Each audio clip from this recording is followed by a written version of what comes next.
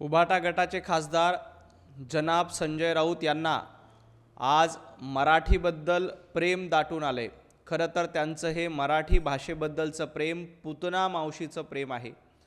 कारण मराठी भाषेची सेवा करण्याचं काम मुख्यमंत्री देवेंद्रजी फडणवीस साहेबांनी केलं, पंतप्रधान नरेंद्र मोदीजींनी केलं।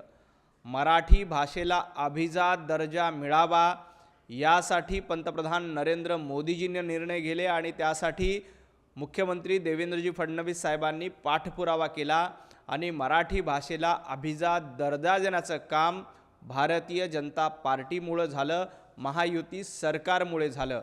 मराठीचं नाव घ्यायचं आणि मराठी माणसाला हद्दपार करायचं, मराठी भाषा हद्दपार करायची हे काम सातत्यानं उभाटा गटाच्या वतीने केलंय, संजय राऊतांच्या वतीने केलंय।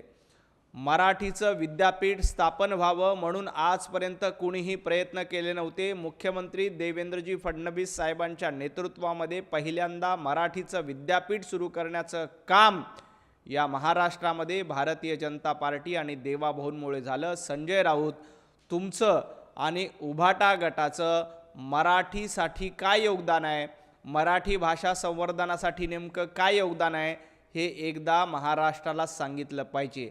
उलट मराठी भाषेची शिव्या देऊन वाट लावण्याचं काम संजय राऊतांनी केलं।